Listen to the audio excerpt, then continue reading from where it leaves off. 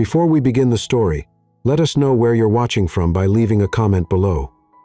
If you enjoy this video, don't forget to like and subscribe. Have a wonderful day. Enjoy the story, everyone. New York City. The Plaza Hotel's grand ballroom had hosted presidents, royalty, and countless society weddings, but nothing had prepared the gilded walls for what Amelia Wentworth was about to unleash on Manhattan's elite. Standing at the back of the ornate room, surrounded by 400 of New York's most powerful families, Amelia adjusted her pearl-encrusted veil while her stomach performed Olympic-level gymnastics. The hand-beaded Monique Loulier gown felt like armor, beautiful, expensive armor that was slowly suffocating her. "Breathe, sweetie," whispered her maid of honor, Sophia Bennett, while discreetly smoothing the cathedral train. "It's just a wedding to someone you barely know. Piece of cake, right?" Amelia gave her best friend a look that could freeze champagne. "Your encouragement skills are truly inspiring, Soph."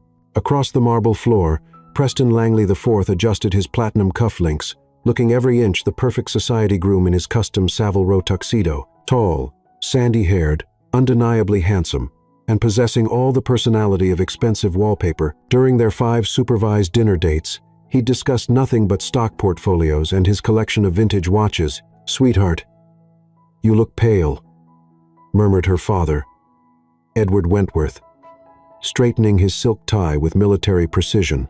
"Amelia, darling, you're 28. It's time to secure the family legacy. The Langleys have built half of Manhattan." Preston represents stability, influence, and excellent connections. He thinks Van Gogh is a type of cheese. Character builds over time. The chamber orchestra struck the opening notes of the wedding march.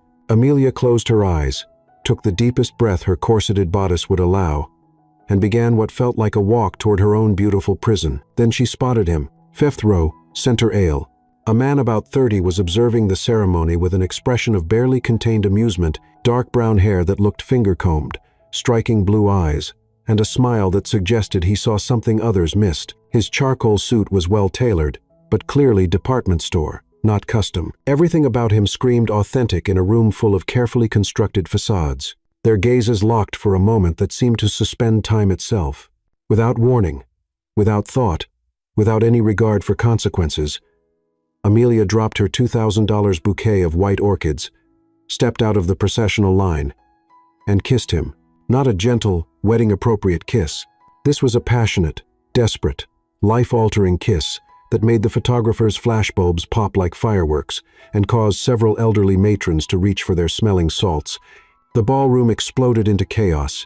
Edward Wentworth produced a strangled noise, somewhere between shock and apoplexy. Preston's champagne glass slipped from his fingers, shattering against the floor in a cascade of crystal. When they finally separated, the stranger's eyes sparkled with delighted surprise. "Well, now," he drawled with just a hint of a Texas accent. "That wasn't anywhere in today's program." Amelia stared at him, the magnitude of her actions crashing over her like a tidal wave. What have I done?" "Looks like you just kissed a complete stranger at your own wedding," he replied, clearly fighting back laughter. That's when Amelia noticed the digital camera in his left hand and the press badge clipped to his lapel. "You're a journalist, Nathan Harper, Manhattan Herald, Society Beat." His grin widened impossibly. "And you just handed me the headline of the century." Amelia felt all the color drain from her face as the reality hit her. "Oh no. Oh no. No. No." "Yep," Nathan said, still smiling. That infuriating, charming smile. "This should be interesting." The headlines were worse than Amelia had imagined in her most catastrophic nightmares. "Heiress ditches groom for mystery man," screamed the New York Post. "Wentworth scandal rocks society wedding," declared the Times. But the absolute worst was Nathan's own paper. The kiss heard round Manhattan, an exclusive inside look at high society's biggest meltdown. Amelia sat in her childhood bedroom at the family's Upper East Side townhouse, surrounded by crumpled newspapers and empty coffee cups, wearing the same silk pajamas she'd thrown on 18 hours ago. Her phone had finally died from the relentless buzzing of calls, texts, and social media notifications. Sophia burst through the door without knocking, carrying fresh coffee and wearing the expression of someone who just witnessed a natural disaster. "Okay, good news first," Sophia announced, settling cross-legged on the antique 4-poster bed. "Your dad hasn't actually committed any felonies yet." "Bad news? Preston's family is threatening to sue for breach of contract and public humiliation." Perfect. What's the catastrophic news? The catastrophic news is that Nathan Harper has requested an interview through your father, who's currently pacing his study like a caged tiger. Amelia groaned and buried her face in a Hermes throw pillow. I cannot believe I kissed a reporter. Of all the people in that ballroom, I had to pick the one whose job is literally telling everyone else's business. To be fair, you didn't know he was a reporter when you kissed him. That doesn't make it better, Sophia. Actually, it kind of does. It means you kissed him because of pure instinct, chemistry, cosmic attraction, divine intervention. Before Amelia could respond, someone knocked sharply on the mahogany door.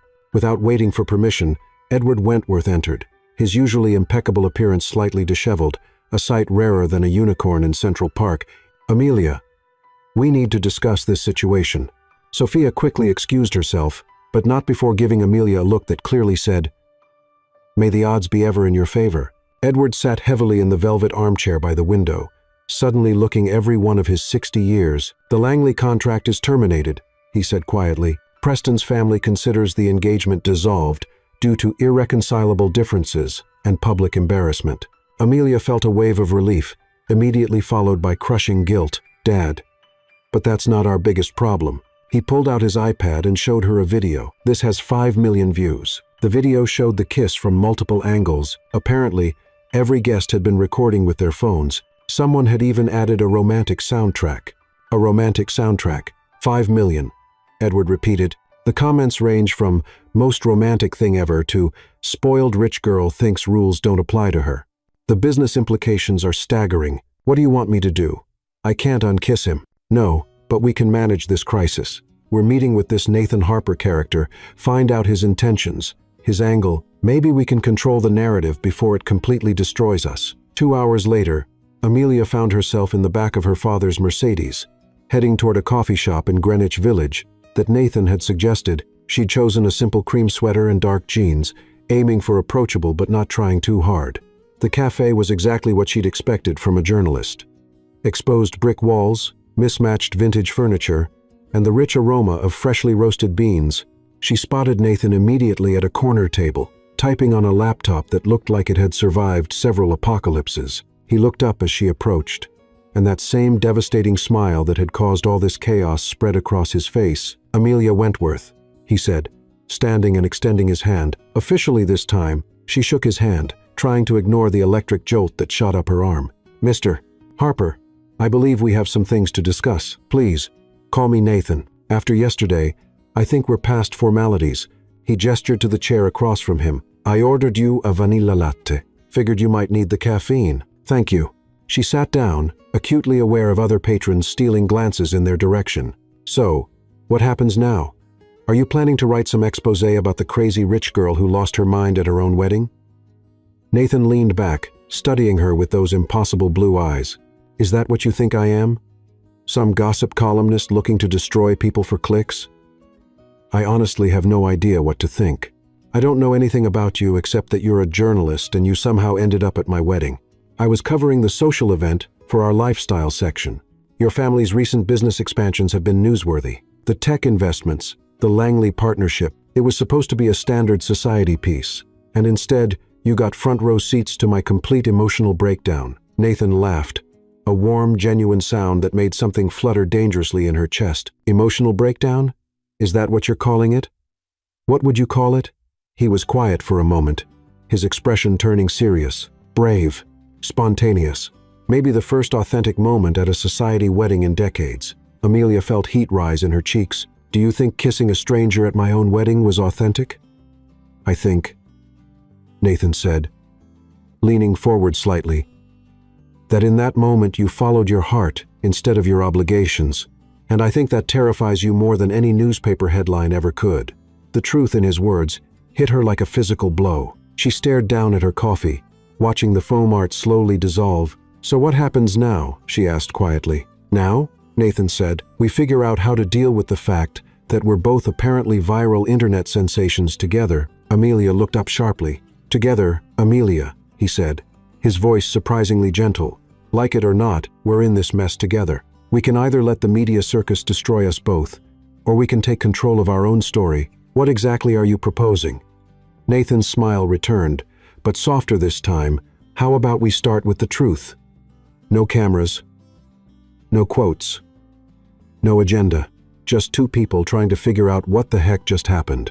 Despite everything, the scandal, the chaos, the complete upheaval of her perfectly planned life, Amelia found herself smiling back. "Okay," she said, "let's try the truth." "This is a public relations nightmare of epic proportions," declared Margaret Baxter, the Wentworth family's crisis management specialist, as she paced around the mahogany conference table like a predator stalking prey.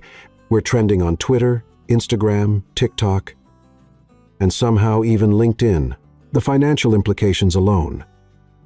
Amelia slumped in her leather chair, watching Margaret gesture dramatically while her father sat stone-faced at the head of the polished table. Nathan sat across from her, looking remarkably composed for someone who'd accidentally become the center of New York's biggest society scandal in years. However, Margaret continued, stopping mid-stride and pointing at Nathan with manicured precision. "Mr. Harper here might actually be our salvation." "Excuse me?" Edward's voice could have frozen the Hudson River. "Think strategically. The public loves an authentic love story. Right now, the narrative is entitled Heiress Ruins Wedding. But what if we reshape it into soulmates find each other against impossible odds?" Amelia nearly choked on her sparkling water. "Soulmates. We've had exactly one real conversation. The public doesn't know that," Margaret said, with the enthusiasm of someone who just discovered fire. "What they know is that you saw him across a crowded room and couldn't resist. It's Romeo and Juliet, with better fashion and a happier ending." Nathan finally spoke up. "Are you seriously suggesting we fake a relationship for publicity purposes?" "Not fake," Margaret said quickly. "More like accelerated courtship. You two clearly have undeniable chemistry." "We kissed once," Amelia protested, "and the public is already emotionally invested in your story. We give them what they want. A genuine romance, a modern fairy tale. Think exclusive interviews, magazine covers, maybe even a documentary deal." Edward drummed his fingers on the table. "The business ramifications of this scandal have been significant. 3 major investors have expressed concerns about the family's stability. If we could reframe this as a positive narrative." "Absolutely not," Amelia said firmly. "I'm not going to parade around pretending to be in love with someone I barely know just to save face." Nathan looked amused. "I have to agree with her. My journalistic credibility isn't for sale." "Your journalistic credibility is what created this mess," Edward pointed out. "Actually," Nathan replied smoothly, "I believe it was your daughter's lips that created this mess." Amelia glared at him. "Are you enjoying this?" "A little," he admitted with that infuriating grin. "It's not every day I become a trending topic." Sophia, who had been suspiciously quiet in the corner, suddenly sat forward. "What if we approach this completely differently?" All eyes turned to her. "What if, instead of a fake relationship, you two actually spent time getting to know each other? Real dates, genuine conversations. If there's nothing there, fine. You can break up publicly and blame the pressure. But if there is something," she shrugged elegantly, "at least you'll know." Amelia stared at her best friend in betrayal. "A2, Sophia? I'm just saying you've never kissed anyone the way you kissed him. And I've known you since we were in boarding school together. That was a moment of temporary insanity." "Was it?" Nathan asked quietly. "Because I've been thinking about it for 2 days straight, and it felt pretty sane to me." The room fell silent. Amelia could feel everyone's attention focused on her, but she couldn't look away from Nathan's steady gaze. "What exactly are you suggesting?" she asked. 3 weeks, Nathan said, as if he'd been planning this response. 3 weeks of actual dating, real conversations, genuine moments. No staged photos unless we both agree. No scripted interviews, just getting to know each other like normal people do. "We are hardly normal people," Amelia pointed out. "No, but we could try." He leaned forward. "Look, I'm not thrilled about being in the spotlight either. I'm a journalist, not a celebrity. But maybe Margaret is right. Maybe the only way through this is together." Edward cleared his throat. "And at the end of 3 weeks?" "At the end of 3 weeks," Nathan said, still looking at Amelia, "we'll know if this was just a crazy moment, or if there's actually something worth exploring. Either way, we'll have given the public their story, and hopefully they'll move on to the next scandal." Amelia felt trapped between impossible choices. 3 weeks of dating a man she'd kissed on pure impulse, or months of continued media scrutiny and family disappointment. "Fine," she said finally. 3 weeks. But I have conditions." Nathan nodded. "I'm listening. No interviews about our relationship until the 3 weeks are over. No staged photographs. And if at any point this becomes unbearable, we call it off immediately." "Agreed," she added, pointing a finger at him. "And if you write some tell-all article about this experience, I will personally ensure that you never work in journalism again." Nathan's smile widened. "Understood. But I have one condition of my own, which is when this is over, whether we end up together or apart, you owe me one completely honest answer to any question I choose to ask." Amelia felt a chill of apprehension. "What kind of question?" "I'll decide when the time comes." She studied his face, searching for some hint of his intentions, but found only patient curiosity and something that might have been genuine interest. "Deal," she said, extending her hand across the polished table as their hands met for the second time. Amelia couldn't shake the feeling that she was making either the best or worst decision of her entire life. Quite possibly both. "This is absolutely not what I expected a journalist's apartment to look like," Amelia said, standing in the doorway of Nathan's Brooklyn Heights loft and trying not to let her jaw drop completely. The converted warehouse space was a study in organized chaos. Exposed brick walls, industrial ceiling beams, and floor-to-ceiling windows that offered a stunning view of the Manhattan skyline, but what caught her attention were the photographs covering every available wall surface, not Instagram-worthy selfies or vacation snapshots, but real photography. Street scenes that captured life in motion, portraits that seemed to reveal souls, moments frozen in time with an artist's eye. "What were you expecting?" Nathan asked, hanging up her cashmere coat on a vintage coat rack. "A studio apartment with stacks of newspapers and a wall covered in conspiracy theories connected by red string? Something exactly like that." "Yes." She wandered toward the photo wall, studying the images more closely. Each one told a story: an elderly man feeding pigeons in Washington Square Park, his weathered hands gentle as he scattered breadcrumbs. A young girl dancing in a fountain during a summer thunderstorm, pure joy radiating from her face. A couple holding hands on a subway platform, lost in their own world despite the chaos around them. "Did you take all of these?" "Photography was my first love before journalism took over my life. I still do freelance work whenever I can find the time." He joined her in front of a particularly striking black and white image of a street musician playing violin in the subway, his case open at his feet, morning commuters rushing past like ghosts. "That's Elias. He plays in the Union Square station every morning from 7 to 9. He's been doing it for 12 years, saving money to bring his family over from Ireland. It's beautiful. He looks so..." She searched for the right word. "Hopeful. Yes. Like he's exactly where he needs to be. Doing exactly what he's meant to do." She moved to another photograph, a mother teaching her toddler to walk in Central Park, both of them laughing as the child wobbled unsteadily. "These aren't just pictures. They're stories about real life." Nathan watched her examine his work, with an expression she couldn't quite decipher. "That's the whole point. Everyone has a story worth telling, worth preserving. Even spoiled heiresses who kiss strangers at their own weddings.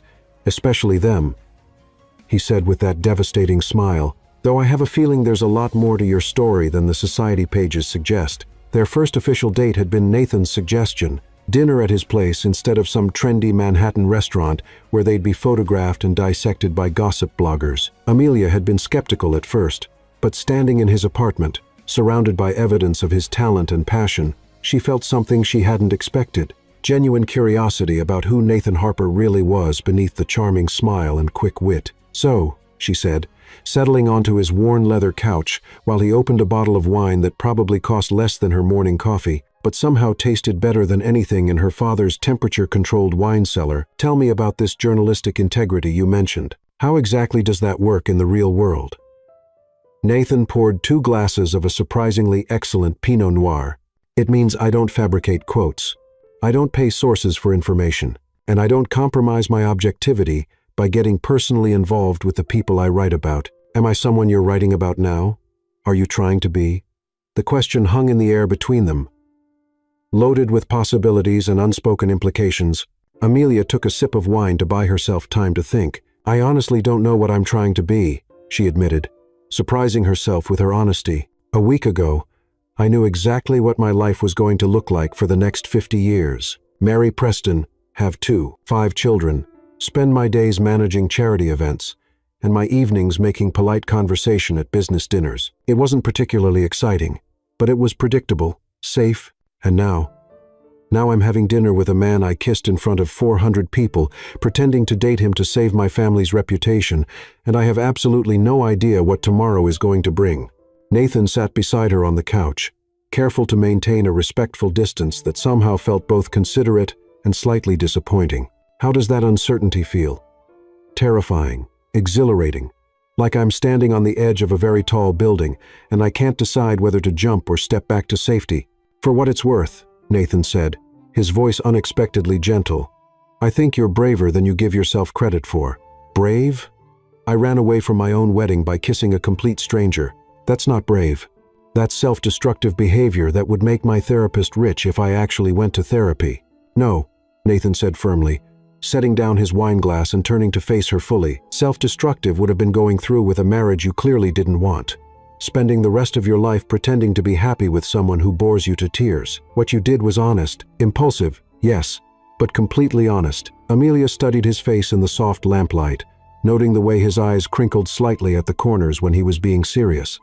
The small scar above his left eyebrow that suggested an interesting story, the way he seemed to really listen when she talked instead of just waiting for his turn to speak. Why are you being so understanding about all this?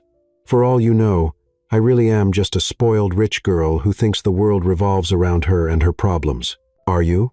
Sometimes, she admitted with brutal honesty, I've never had to worry about money or jobs or health insurance or any of the things normal people stress about. I speak 5 languages because I had private tutors. I have degrees from Yale and Oxford that I've never actually used because I've never needed to work. I probably spend more on shoes in a month than most people spend on groceries. But I also volunteer at a literacy center in the Bronx every Saturday morning. I've been doing it for 4 years, and I've never told anyone because my parents think it's beneath our social station. I speak 5 languages because I genuinely love learning about different cultures, not because I had to. And I have those degrees because I actually wanted to study international relations and art history, even though I knew I'd probably never use them in any meaningful way. Nathan nodded slowly, as if he was filing away every word. So, you're not just a spoiled rich girl. You're a complex person who happens to have been born into wealth and privilege. Is there a difference? All the difference in the world. They talked through dinner, homemade pasta with a sauce that Nathan had clearly spent hours perfecting, which impressed Amelia more than she cared to admit. He told her about growing up in a middle-class family in Austin, Texas, working his way through journalism school at UT, his first job at a small local paper where he had to cover everything from high school football games to city council meetings. It doesn't sound particularly glamorous, Amelia said, twirling linguine around her fork with more enthusiasm than she'd shown for food in months. It wasn't glamorous at all, but every story mattered to someone. The football game was the highlight of some kid's senior year. The city council meeting determined whether a neighborhood got new streetlights or improved public transportation. Journalism isn't about glamour. It's about connection, about helping people understand their world and their place in it. Is that why you wanted to become a journalist? To help people? Nathan considered this while refilling their wine glasses. Initially, I think I wanted to be important, to have my byline in major publications, to break big investigative stories, to be invited to press conferences with senators and CEOs. But somewhere along the way, I realized that the small stories were just as important as the big ones, maybe more important, like Elias and his violin. Exactly like Elias and his violin. After dinner, they moved to his small balcony overlooking the East River, the conversation flowing as easily as the wine. Amelia found herself laughing more than she had in years, sharing stories she'd never told anyone except Sophia. Okay, Nathan said as they finished the bottle, the city lights twinkling below them like fallen stars. Truth time, what's the most rebellious thing you've ever done? And kissing me doesn't count. That's too recent. Amelia grinned, feeling more relaxed than she had since before the engagement announcement. When I was 17, I snuck out of our house in the Hamptons to go to a beach party with the local kids. Not the other summer residents, but the year-round locals who worked at the marina and the restaurants. Nathan nearly choked on his wine. You did not. I absolutely did. Sophia dared me to do it. We climbed out my bedroom window and rode bicycles 3 miles to this bonfire on the beach. It was incredible. All this music and laughter and people just being genuine and real. I felt more alive that night than I had in my entire carefully curated life up to that point. How did your parents react when they found out? They didn't find out. Well, not exactly. They knew I'd snuck out, but they assumed I'd gone to some other rich kid's house party. I let them believe their assumption." She paused, lost in the memory. "That was the night I realized how different my life could be if I had the courage to make different choices." "But you didn't make different choices." "No," she said quietly, staring out at the water. "I got scared. It's easier to live in a beautiful cage than to fly away and risk falling." Nathan reached over and gently covered her hand with his. Maybe that kiss was about finally getting tired of the cage. Amelia looked down at their joined hands, feeling that same electric jolt she'd experienced when they'd shaken hands in the conference room. Maybe. They sat in comfortable silence for a while, watching boats move slowly along the river, the city breathing and pulsing around them. Amelia realized she felt more at peace than she had in years. There was no pressure to be perfect, no need to perform or impress. Nathan seemed to see her, really see her, in a way that felt both terrifying and wonderful. "Nathan," she said softly. "Yeah? This doesn't feel like pretending." He squeezed her hand gently, his thumb tracing small circles on her knuckles. "No," he agreed, his voice barely above a whisper. "It doesn't." As he walked her to the car service that would take her back to Manhattan, Amelia found herself hoping that the next 2.5 weeks would pass very, very slowly. But as she settled into the back seat and watched Nathan's building disappear into the Brooklyn night, she couldn't shake the feeling that 3 weeks might not be nearly enough time to figure out what was happening between them. And for the first time in her perfectly planned life, Amelia Wentworth was okay with not knowing what came next. The second week of their arrangement began with a photographer hiding behind a hot dog cart outside Amelia's favorite coffee shop on the Upper East Side, and somehow ended with her questioning everything she thought she knew about love, life, and the difference between what you want and what you think you're supposed to want. "This is absolutely insane," Amelia muttered, sliding into the passenger seat of Nathan's thoroughly unremarkable Honda Civic. While camera flashes exploded around them like paparazzi fireworks, how did they even know we'd be here? "I didn't tell anyone except Sophia, and she would never. Someone probably spotted us holding hands yesterday at the Met and tipped off the gossip blogs," Nathan said with the kind of calm that suggested he was either very zen or completely losing his mind. "Or maybe they're just following us everywhere now. Welcome to life as a public curiosity." "Is this what celebrities deal with every single day?" Amelia asked, watching in fascination and horror as a motorcycle, with a photographer balanced on the back, tried to keep pace with their car. "This is our life now," Nathan corrected, skillfully navigating through Manhattan traffic while their motorcycle tail weaved dangerously between taxis. "And honestly, I have no idea how actual famous people maintain any semblance of sanity. I've gained a whole new respect for anyone who's ever been on a reality show." They'd planned to spend the morning at the Museum of Natural History, Amelia's suggestion, since Nathan had confessed over dinner the night before that, despite living in New York for 6 years, he'd never seen the famous planetarium show that every tourist guidebook insisted was unmissable. But with photographers now documenting their every move like they were exotic animals in a zoo, even simple outings had become elaborate productions requiring strategy meetings and escape routes. "We could go back to my place," Amelia suggested, then immediately felt her cheeks burn as she realized how that sounded. "I mean to hang out, talk. The security there actually works, and my father's in Chicago until Friday, so we wouldn't have to deal with awkward family interrogations." Nathan glanced at her with a raised eyebrow, and that smile that seemed to suggest he found her embarrassment endearing rather than ridiculous. "Your place it is. But fair warning, I'm probably going to spend the entire time trying not to break anything that costs more than my annual salary. Most of the really expensive stuff is nailed down," Amelia assured him. "Probably." 30 minutes later, Nathan was following Amelia through the imposing wrought iron gates of the Wentworth family compound on the Upper East Side, trying not to stare too obviously at the perfectly manicured gardens, the fountain that belonged in a European palace, and the limestone mansion that looked like it had been transplanted directly from a Jane Austen novel. "Sweet mother of pearl," he said under his breath as they walked up the marble steps to the front door. "You actually live here? This isn't just where you keep your summer clothes." "I have my own apartment in the converted carriage house," Amelia said, as if having your own apartment in a carriage house was the most normal thing in the world. "I moved out of the main house when I turned 25 because I wanted more independence." The converted carriage house turned out to be a 3-bedroom, 2-bath apartment with original crown molding, a working fireplace, a chef's kitchen that looked like it belonged in a magazine, and windows that overlooked what appeared to be a private park, complete with walking paths and a gazebo that probably cost more than most people's houses. "This is your idea of independence?" Nathan asked, walking to the bay window and staring out at the manicured perfection of the gardens. "Relative independence," Amelia corrected, hanging her purse on a hook by the door with practiced ease. "Coffee? I have a machine that probably cost more than your car. But I promise it makes excellent espresso." Nathan turned away from the window to find her already moving around the kitchen with comfortable familiarity, pulling delicate porcelain cups from cabinets and checking the settings on what looked like a chrome spaceship disguised as a coffee maker. "Amelia," he said slowly, leaning against the marble counter, "can I ask you something that might be completely inappropriate?"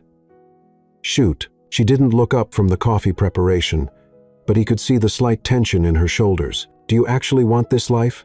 The mansion, the expectations, the arranged marriages, the world where your biggest rebellion is volunteering at a literacy center?" Her hands stilled on the espresso machine control. For a long moment, the only sound in the kitchen was the soft hum of expensive appliances and the distant noise of city traffic beyond the gates. "That's a loaded question," she said finally. "Is it?" She turned to face him, leaning back against the counter with her arms crossed defensively. "I love my family. I'm grateful for the opportunities I've had. The education, the travel, the ability to help causes I care about without worrying about money. But sometimes I feel like I'm living someone else's dream instead of my own." She pushed a button, and the machine began its elaborate coffee-making ritual. "Do you know what I wanted to be when I was a kid? Art history professor?" Nathan guessed. "Close, but not kite. I wanted to be a museum curator. Specifically, I wanted to work for the Smithsonian, traveling the world to authenticate artifacts and put together exhibitions that would help people understand history through art and culture." She pulled 2 perfect shots of espresso and handed him one in a cup that probably cost more than his monthly MetroCard. "I wrote my senior thesis at Yale on the impact of cultural preservation in post-conflict societies. My advisor said it was graduate-level work and suggested I apply for a Fulbright scholarship to continue the research. What happened?"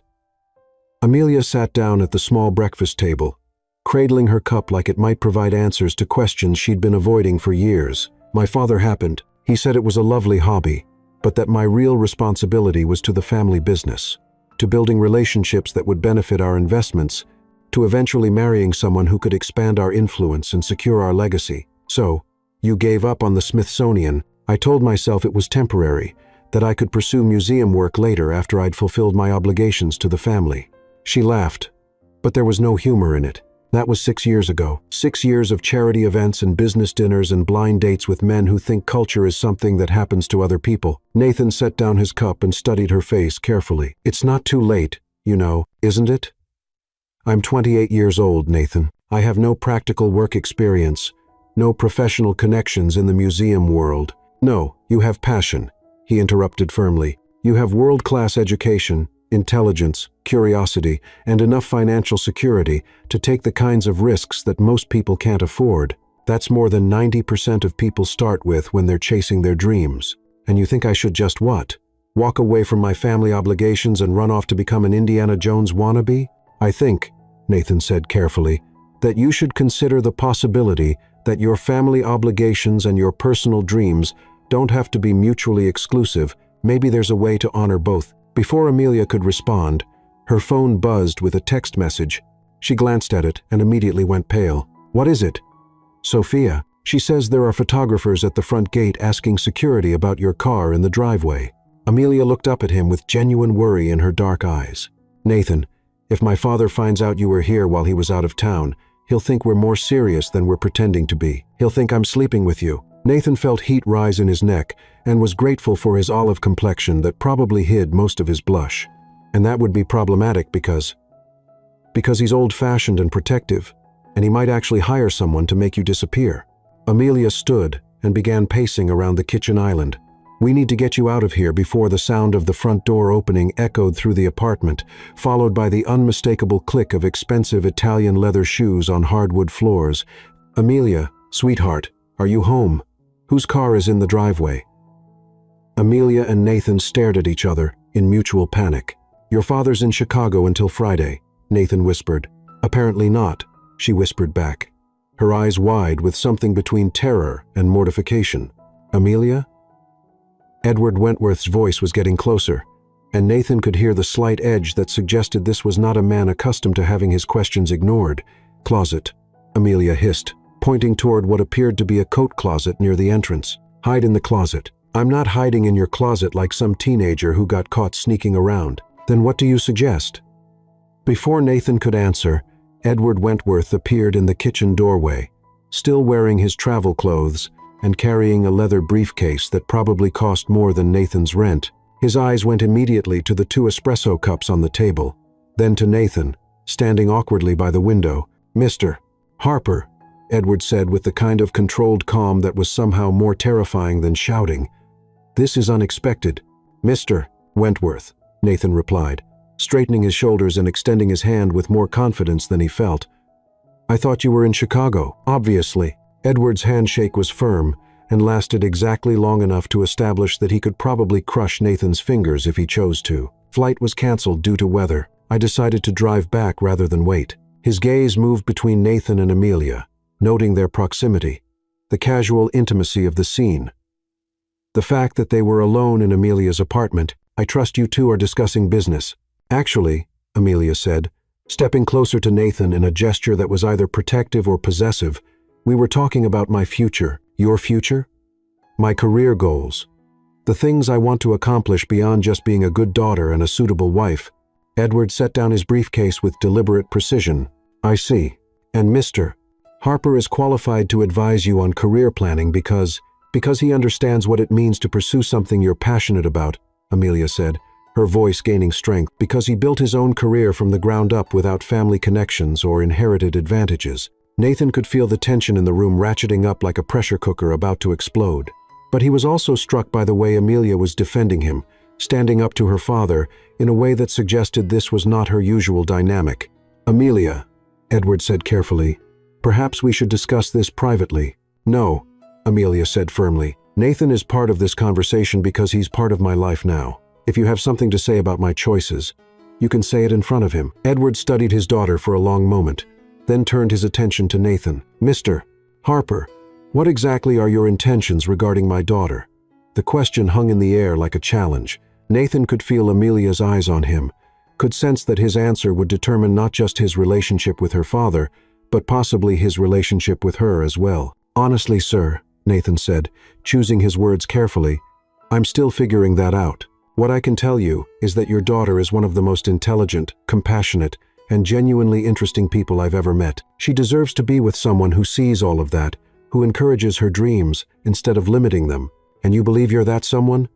"I believe I'm someone who wants to find out." Edward was quiet for so long that Nathan began to wonder if he'd said something deeply offensive. Then, unexpectedly, the older man's expression softened slightly. "Amelia," Edward said, "would you mind giving Mr. Harper and me a few minutes to talk?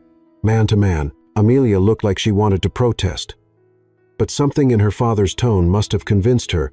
"I'll be in the garden," she said, squeezing Nathan's hand briefly before heading toward the French doors that led to the terrace. Once they were alone, Edward poured himself a glass of water from the refrigerator and sat down at the breakfast table, gesturing for Nathan to join him. "You know," Edward said conversationally, "in the past week, I've had 3 different private investigators submit reports on your background, your finances, your employment history, and your personal relationships."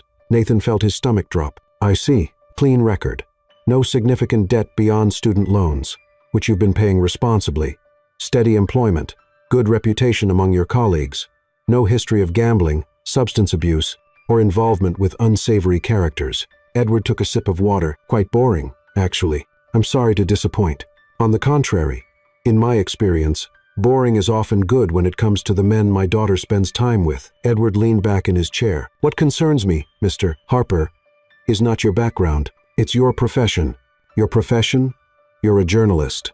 Your job is to tell stories, to reveal secrets, to turn private moments into public entertainment. My daughter's life has been private until very recently, and I intend to keep it that way." Nathan nodded slowly. "I understand your concerns, sir, but I should clarify something. I'm not using Amelia for a story.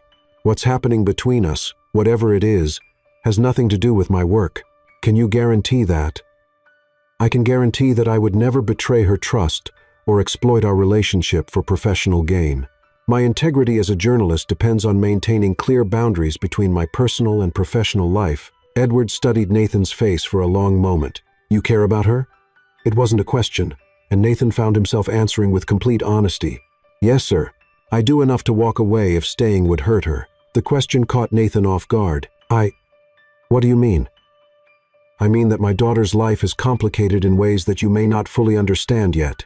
The expectations, the pressures, the very real consequences of her choices on our family and our business. If continuing this relationship, real or otherwise, would ultimately cause her more pain than happiness, would you have the strength to end it? Nathan thought about Amelia's smile when she talked about her dreams, the way she lit up when she felt truly understood, the sadness in her eyes when she talked about living someone else's life. If I thought I was hurting her, Nathan said finally, yes, I would walk away. Edward nodded approvingly. Good answer. Now, one more question, and I want you to think carefully before you respond. Yes, sir. Do you love my daughter? The question hit Nathan like a physical blow. Love. They'd known each other for exactly 9 days. They'd shared a handful of conversations, one spectacular kiss, and a growing attraction that felt both thrilling and terrifying. Love was...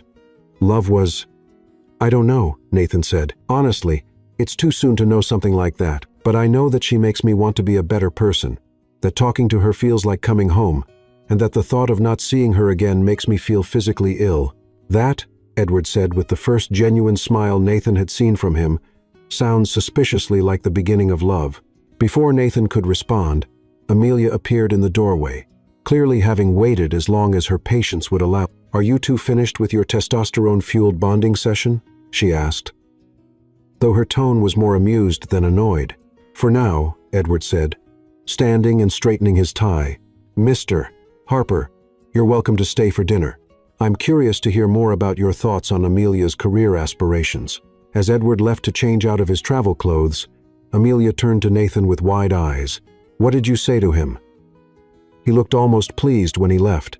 Nathan pulled her into his arms, amazed at how natural the gesture felt. I told him the truth, which was that you're extraordinary and that anyone who doesn't see that doesn't deserve you. Amelia's smile was radiant. And that I'm falling for you so hard it's probably going to leave permanent damage. This time when she kissed him, there were no photographers, no scandals, no expectations. Just two people discovering that sometimes the most unexpected moments can change everything. 3 weeks, 21 days, 504 hours, that's all they were supposed to have. 3 weeks to figure out whether the kiss that had scandalized Manhattan's elite was a moment of temporary insanity or the beginning of something that could last a lifetime.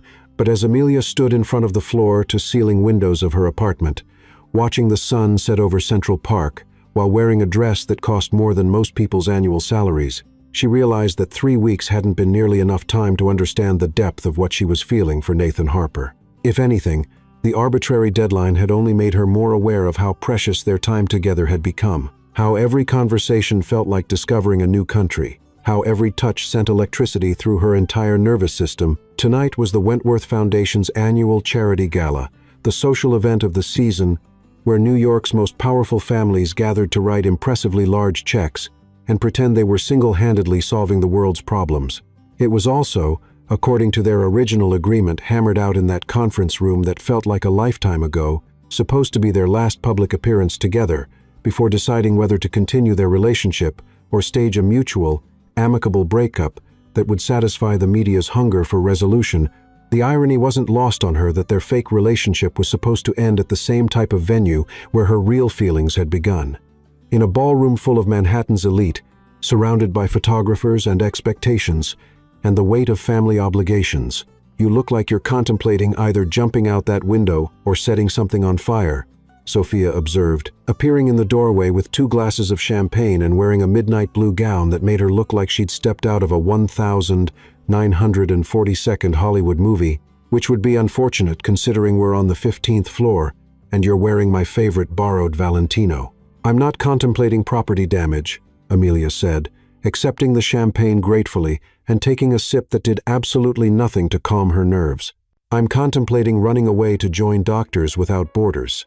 Ah, yes, Because nothing says escaping your problems like performing emergency surgery in war zones. Sophia settled onto the silk chaise lounge with the grace of someone who'd been attending these events since she was old enough to walk in high heels. Want to tell me what's really going on? Because for someone who's about to make her grand romantic debut with the man who supposedly swept her off her feet, you look remarkably like someone facing a congressional inquiry. Amelia turned away from the window and began pacing across the antique Persian rug that her great-grandmother had brought back from Iran in 1952 after what the family diplomatically referred to as her adventurous phase.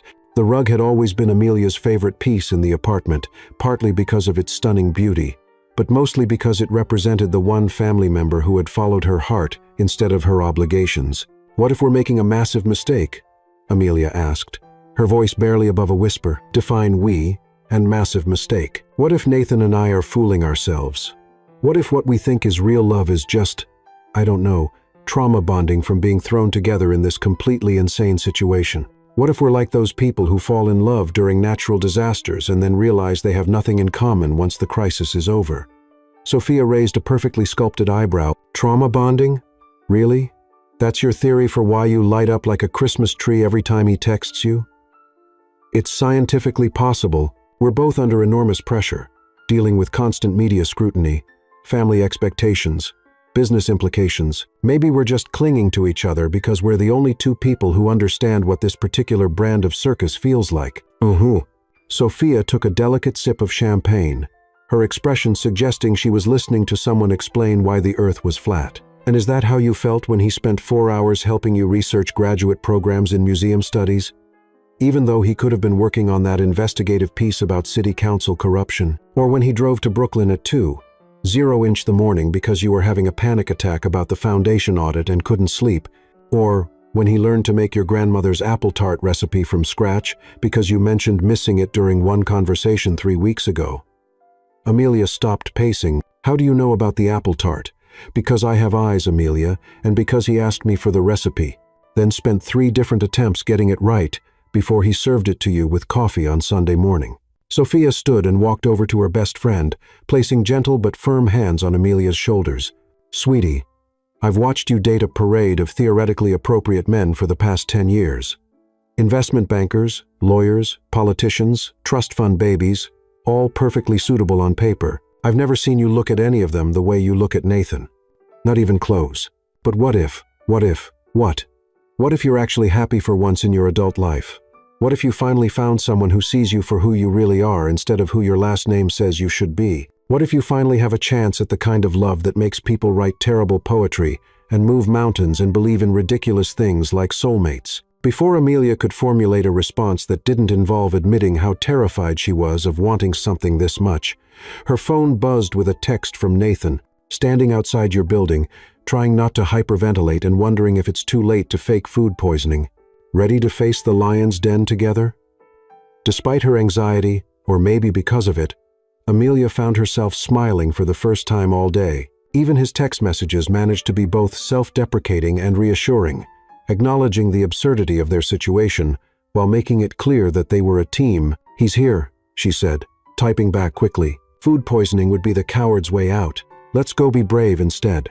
Then stop overthinking every possible worst-case scenario and go be happy," Sophia said firmly, adjusting Amelia's necklace with the efficiency of someone who'd been playing stylist to neurotic friends for years. "You deserve this, Amelia. You deserve someone who thinks you hung the moon and wants to help you reach for the stars, even if those stars happen to be in dusty museums on the other side of the world." 25 minutes later, Amelia was walking through the marble lobby of the Waldorf Astoria on Nathan's arm, feeling like she was floating in a dream that could turn into either a fairy tale or a nightmare depending on how the next few hours unfolded.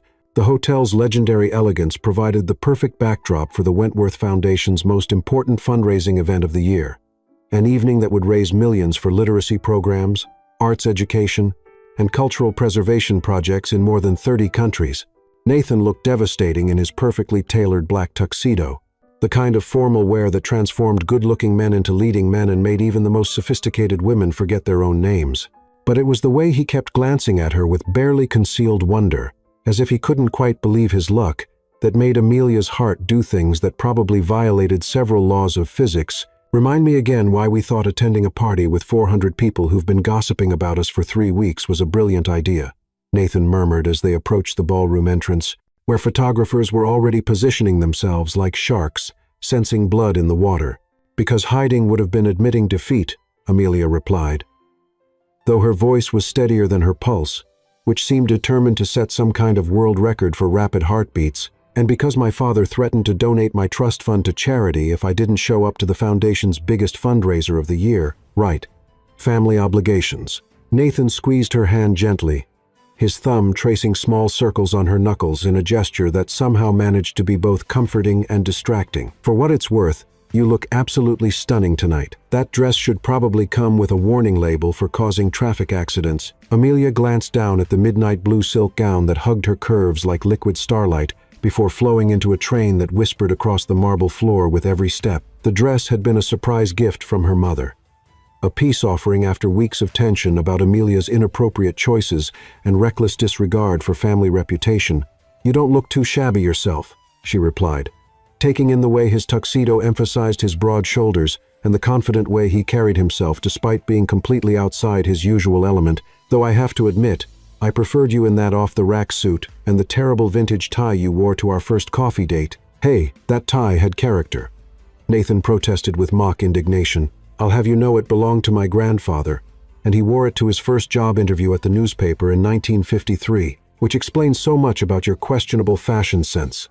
Their playful banter was interrupted by the arrival of Margaret Baxter, looking like the editor-in-chief of a major fashion magazine in her severe black dress, and armed with a clipboard that probably contained detailed psychological profiles of everyone in attendance.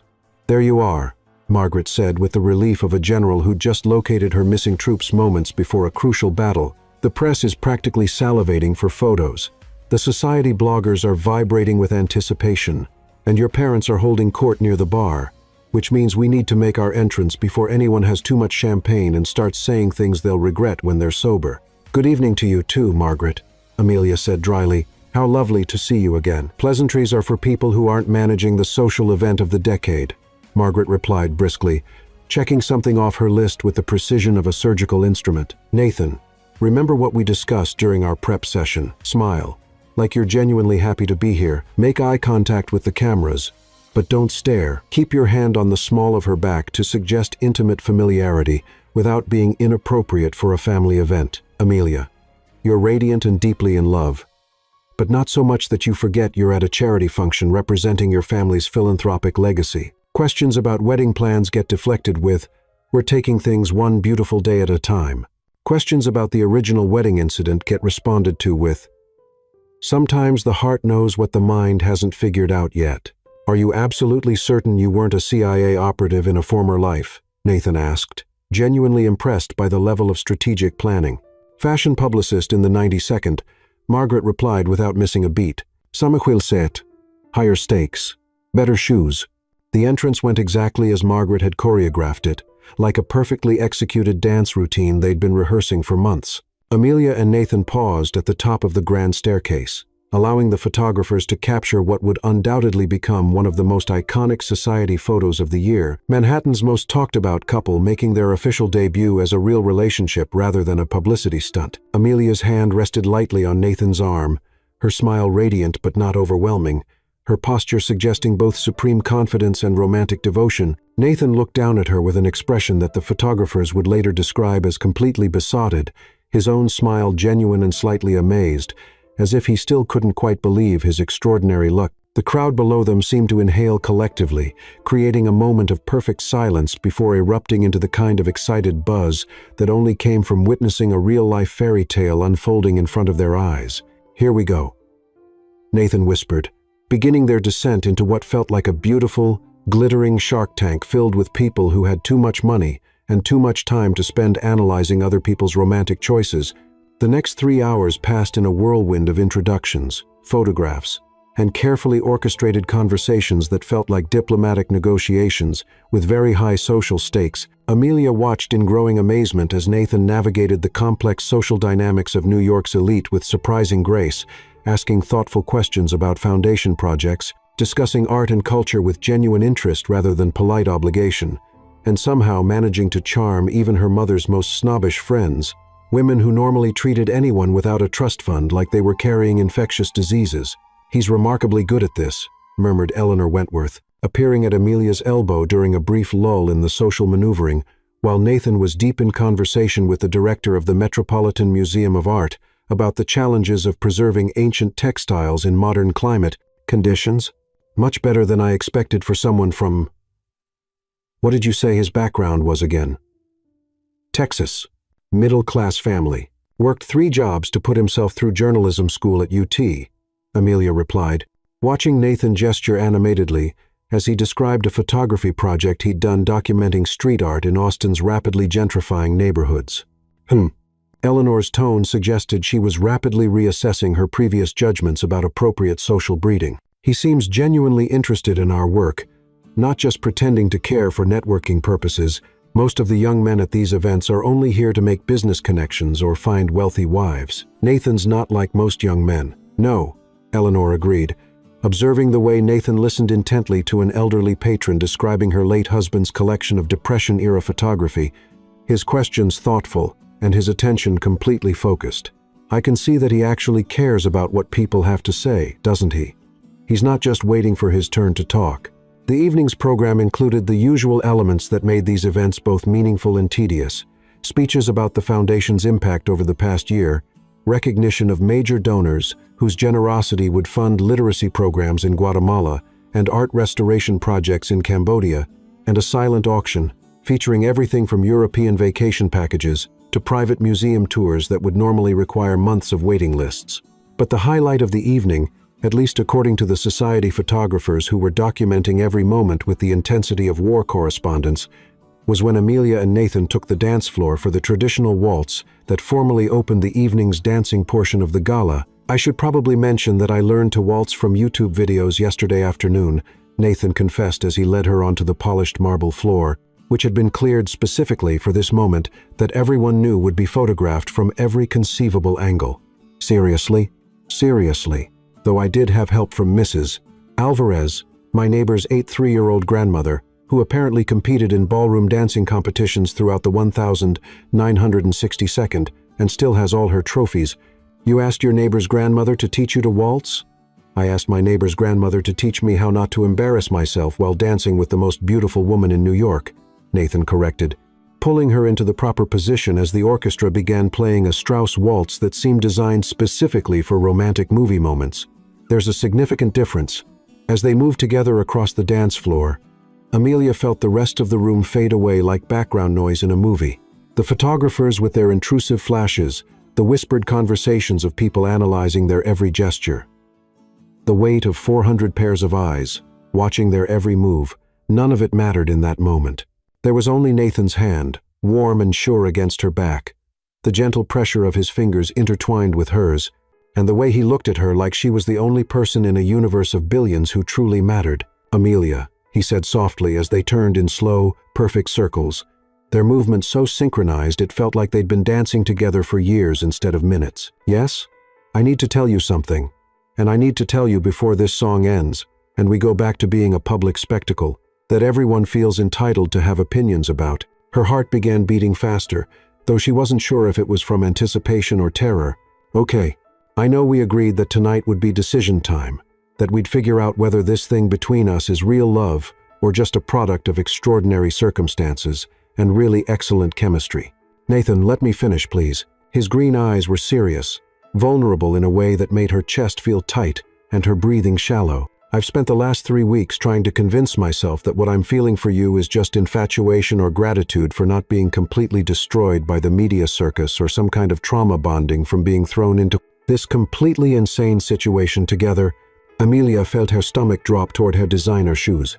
And I've realized that I'm completely, hopelessly, terrifyingly in love with you." The words hit her like a physical blow, not because they were unwelcome, but because they perfectly articulated the feeling that had been growing in her chest for weeks, a feeling she'd been too scared to examine too closely. Because wanting something this much felt dangerous in a way that skydiving or shark diving never could. "You are?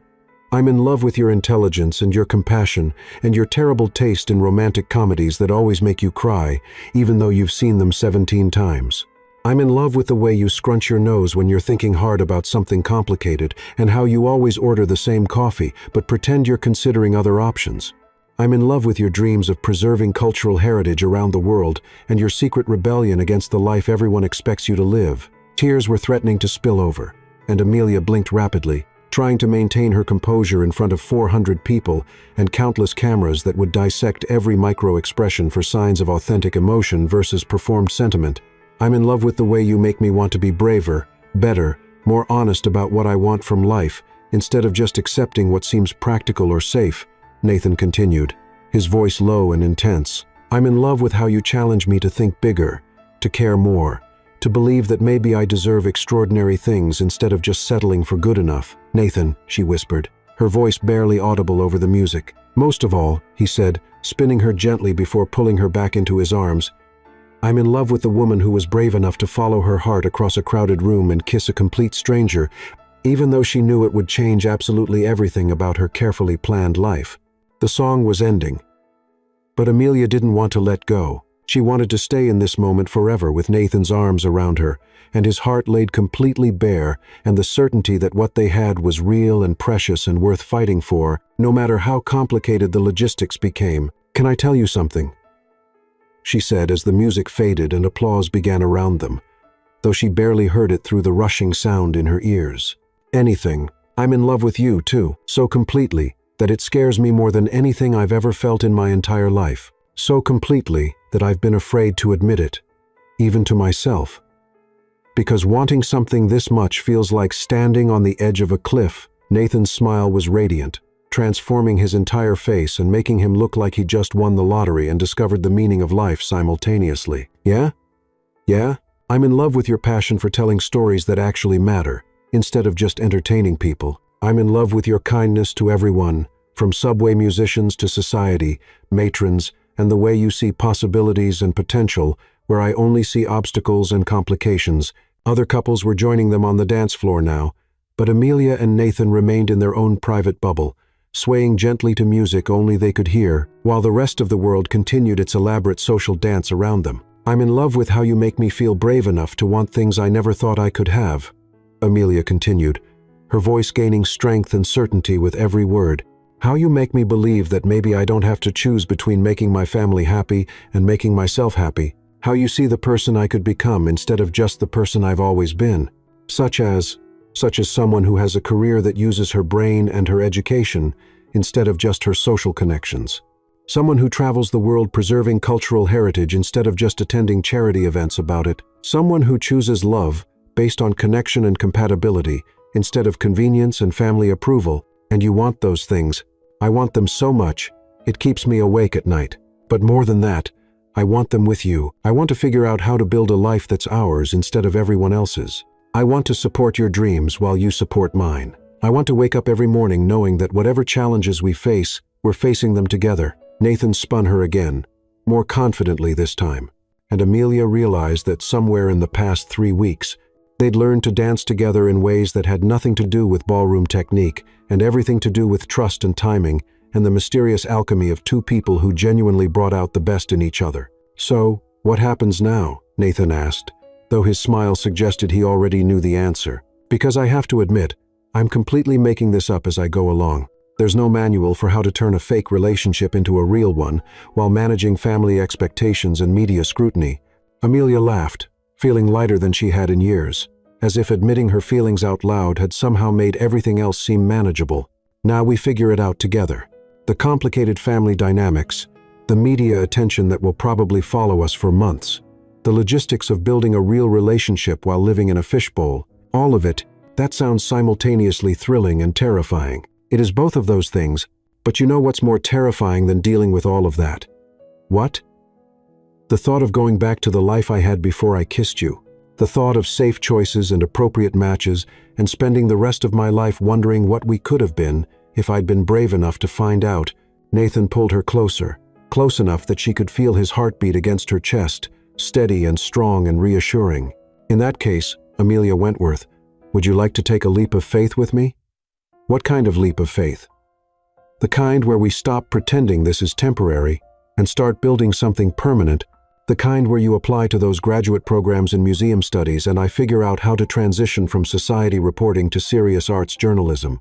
The kind where we deal with whatever challenges come our way because we're dealing with them as a team instead of as individuals trying to protect ourselves. Amelia looked around the ballroom at her parents, watching from the sidelines with expressions of cautious approval mixed with genuine affection, at Sophia giving her an enthusiastic thumbs up while dabbing at her eyes with a cocktail napkin, at Margaret Baxter actually smiling for once, instead of looking like she was managing a minor diplomatic crisis.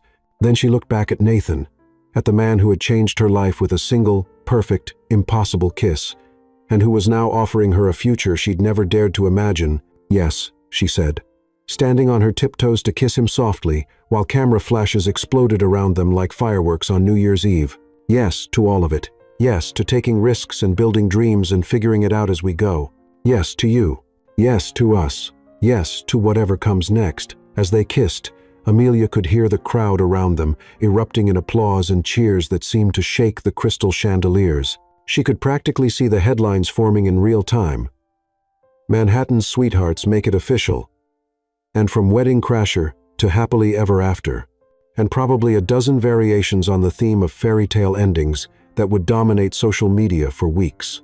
But for the first time since this whole adventure began 3 weeks and a lifetime ago, Amelia didn't care about the headlines or the photographers or the public opinion. All she cared about was the man in her arms and the certainty that sometimes the best things in life began with the courage to follow your heart, especially when it led you somewhere completely unexpected and potentially wonderful. The rest of the evening passed in a blur of congratulations, photographs, and conversations with people who wanted to be part of their story. Edward Wentworth pulled Nathan aside for what appeared to be a serious but friendly conversation that ended with a handshake and what looked suspiciously like paternal approval. Eleanor Wentworth actually hugged Amelia, a rare display of maternal emotion that suggested even the most traditional members of the family were beginning to understand that some things mattered more than social conventions. As the evening wound down and the last guests reluctantly made their way toward the exits, Amelia and Nathan found themselves on the hotel's rooftop terrace, looking out over the glittering landscape of Manhattan, while the October wind carried the sound of traffic and life and possibility. "So," Nathan said, wrapping his jacket around her shoulders and pulling her close against the evening chill, "what do you think happens next? I mean, beyond the obvious things like graduate school applications and career transitions and figuring out how to merge 2 completely different lives."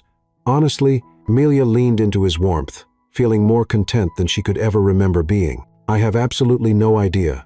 But for the first time in my life, not knowing what comes next feels like an adventure instead of a crisis." "I love that about you," Nathan said, pressing a kiss to the top of her head. "Your ability to find excitement in uncertainty instead of just anxiety. I love that about us," Amelia corrected.